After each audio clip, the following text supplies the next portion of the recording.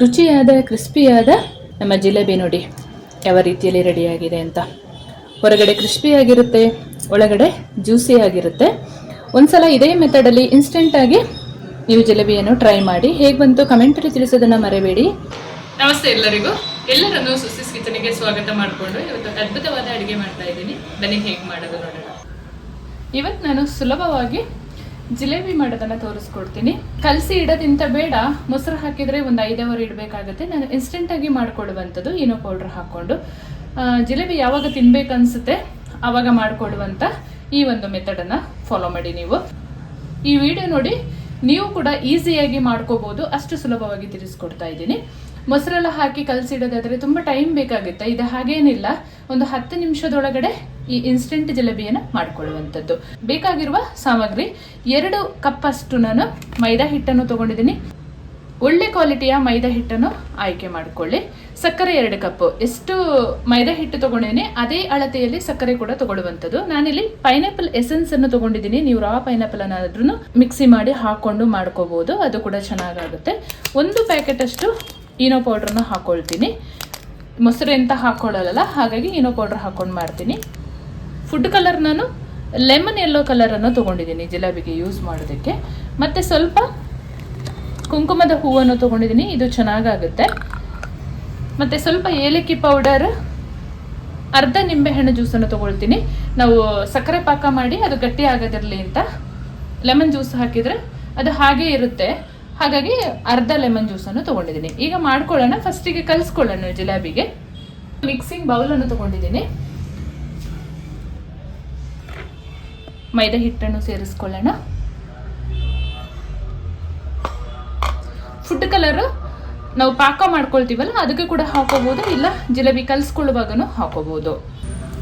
ನಾವು ಇನ್ಸ್ಟೆಂಟಾಗಿ ಮಾಡ್ಕೊಳ್ಳುವಾಗ ತುಪ್ಪ ಹಾಕಿ ಮಾಡ್ಕೊಳ್ಳೋಣ. ನಾನು 2 ಚಮಚದಷ್ಟು ತುಪ್ಪ ಬಳಸ್ತಾ ಇದ್ದೀನಿ. ಚೆನ್ನಾಗಿ ಹಿಟ್ಟು ಜೊತೆ ಫಸ್ಟಿಗೆ ಕಲಿಸ್ಕೊಳ್ಳೋಣ. ನಾವು ಮೊಸರು ಹಾಕಿ ಕಲಿಸೋದಾದರೆ ಎಣ್ಣೆ ಹಾಕಿ ಕಲಿಸ್ಕೊಳ್ತೀವಿ, ಅದು ಚೆನ್ನಾಗಾಗುತ್ತೆ. ಇದು ಹಿಟ್ಟು ಜೊತೆ ಚೆನ್ನಾಗಿ ತುಪ್ಪ ಬೆರಿಬೇಕು, ಅಷ್ಟು ನೀಟಾಗಿ ಕಲಿಸ್ಕೊಳ್ಬೇಕು.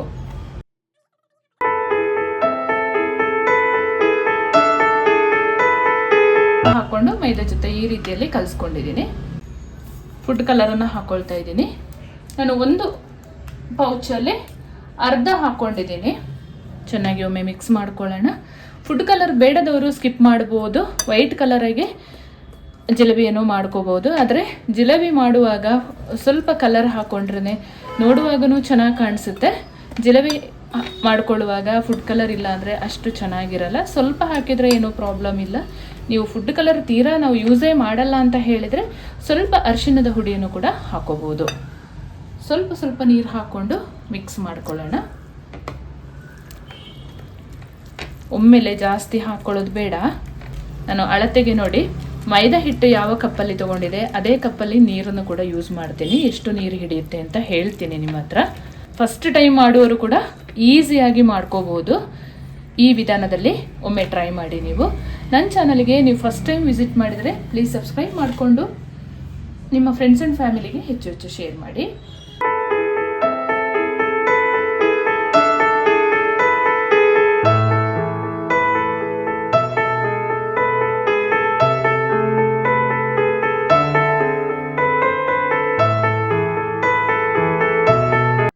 ಎಸೆನ್ಸ್ ಅನ್ನು ಒಂದು 5 ಡ್ರಾಪ್ ಅಷ್ಟು ಹಾಕೊಳ್ತಾ ಇದ್ದೀನಿ. ಈನೋ ಪೌಡ್ರನ್ನ ಸೇರಿಸ್ಕೊಳ್ತಾ ಇದ್ದೀನಿ. ನೀವು ಈನೋ ಪೌಡ್ರ್ ಬೇಡ ಅನ್ನೋರು ಸೋಡಾ ಕೂಡ ಬಳಸ್ಬೋದು. ಸೋಡಾ ಹಾಕಿದರೆ ಒಂದು 10 ರಿಂದ 20 ನಿಮಿಷ ಎಲ್ಲ ಇಡಬೇಕಾಗುತ್ತೆ. ಈನೋ ಪೌಡ್ರ್ ಹಾಕಿದ ಮೇಲೆ ಒಂದು ಸ್ವಲ್ಪ ನೀರು ಹಾಕ್ಕೊಂಡು ಮಿಕ್ಸ್ ಮಾಡ್ಕೋಬೇಕು.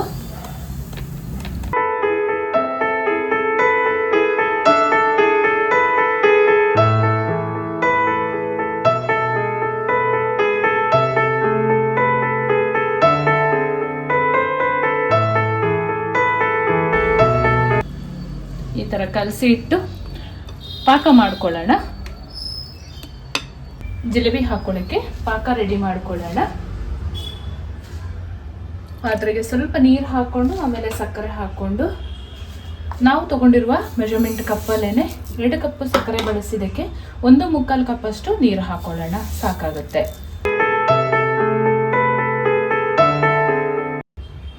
ನಾನು ಹೇಳಿದ ಅಳತೆಯಲ್ಲಿ ಮಾಡಿದರೆ ಕರೆಕ್ಟಾದ ಹದ ರೆಡಿ ಆಗುತ್ತೆ.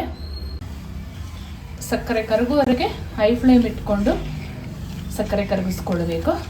ಆಮೇಲಿಂದ ಒಂದು 5 ನಿಮಿಷ ಕುದಿಸ್ಕೊಂಡ್ರೆ ನಮಗೆ ಬೇಕಾದ ಪಾಕ ರೆಡಿ ಆಗುತ್ತೆ. ಏಲಕ್ಕಿ ಪುಡಿಯನ್ನು ಸೇರಿಸ್ಕೊಳ್ಳೋಣ.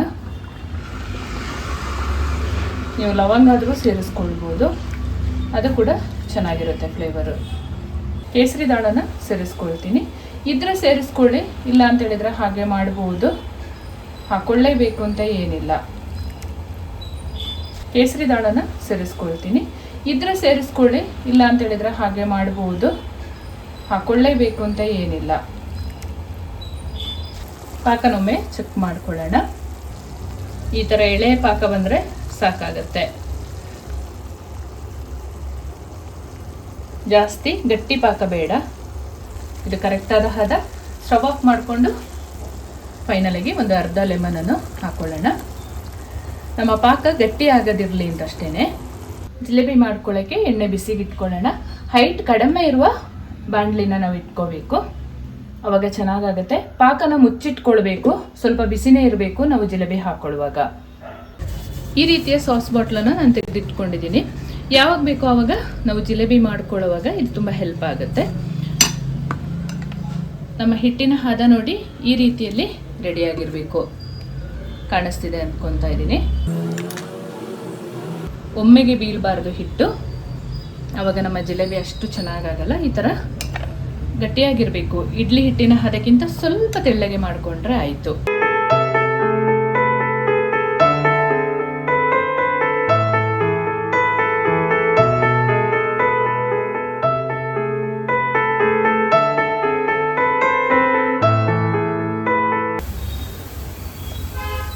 ಸಿಂಪಲ್ ಆಗಿ ಹಿಂಗೆ ಒಂದು ರೌಂಡ್ ತಿರುಗಿಸ್ಕೊಂಡು ಮಧ್ಯೆ ಹೀಗೆ ಇಟ್ಕೊಂಡ್ರೆ ಆಯಿತು.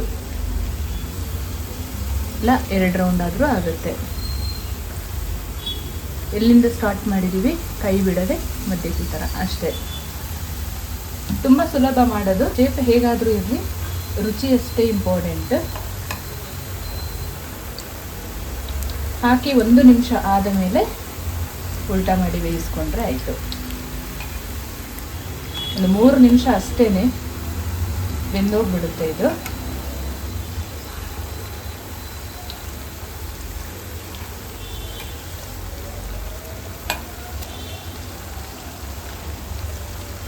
ಚೆನ್ನಾಗಿ ಕ್ರಿಸ್ಪಿಯಾಗಿ ಬೇಯಿಸ್ಕೊಳ್ಬೇಕು. ಆವಾಗ ನಾವು ಒಂದು 2-3 ದಿನ ಇಟ್ಕೊಂಡ್ರು ಮೆತ್ತಗಾಗಲ್ಲ, ಕ್ರಿಸ್ಪಿಯಾಗಿ ಚೆನ್ನಾಗಿರುತ್ತೆ. ಒಳಗಡೆ ಜ್ಯೂಸಿಯಾಗಿ ಹೊರಗಡೆ ಕ್ರಿಸ್ಪಿಯಾಗಿ ಚೆನ್ನಾಗಿರುತ್ತೆ. ಜಿಲೇಬಿ ನೋಡಿ ಈ ರೀತಿಯಲ್ಲಿ ರೆಡಿಯಾಗಿದೆ. ಇವಾಗ ಪಾಕದೊಳಗಡೆ ಹಾಕೊಳ್ಳೋಣ. ಪಾಕಕ್ಕೆ ಹಾಕಿ 5 ನಿಮಿಷ ಆದರೂ ಜಿಲೇಬಿ ಮುಳುಗಿ ಇರಬೇಕು, ಆಮೇಲಿಂದ ತಗೋಬೇಕು. ಎಣ್ಣೆ ಚೆನ್ನಾಗಿ ಸೋರಿಸ್ಕೊಂಡು ಜಿಲೇಬಿನ ಪಾಕದೊಳಗಡೆ ಹಾಕೊಳ್ಳೋಣ. ಪಾಕದೊಳಗಡೆ ಹಾಕಿ 5 ನಿಮಿಷ ಆಗಿದೆ. ಚೆನ್ನಾಗಿ ಈ ಥರ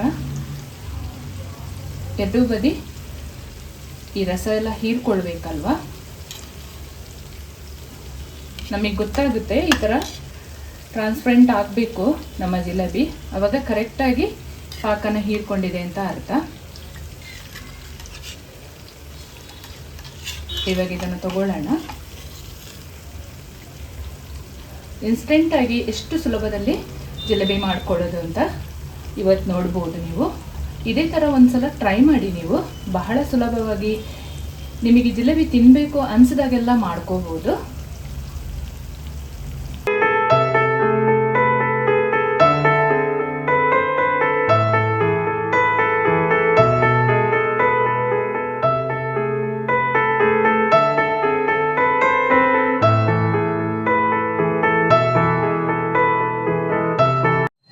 ರುಚಿಯಾದ ಕ್ರಿಸ್ಪಿಯಾದ ನಮ್ಮ ಜಿಲೇಬಿ ನೋಡಿ ಯಾವ ರೀತಿಯಲ್ಲಿ ರೆಡಿಯಾಗಿದೆ ಅಂತ.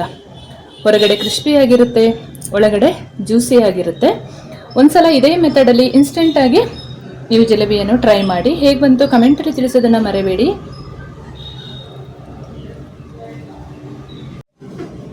ಇದೇ ರೀತಿಯಲ್ಲಿ ಇನ್ಸ್ಟೆಂಟಾಗಿ ಒಂದ್ಸಲ ಜಿಲೇಬಿಯನ್ನು ಟ್ರೈ ಮಾಡಿ. ತುಂಬ ಸುಲಭವಾಗಿ ಹೇಳ್ಕೊಟ್ಟಿದ್ದೀನಿ. ಮುಂದೆ ಅದ್ಭುತವಾದ ಹೊಸ ಅಡಿಗೆಯೊಂದಿಗೆ ನಿಮ್ಮನ್ನು ಭೇಟಿ ಮಾಡ್ತೀನಿ. ಅಲ್ಲಿವರೆಗೂ ತುಂಬ ಹೃದಯದ ಧನ್ಯವಾದಗಳು.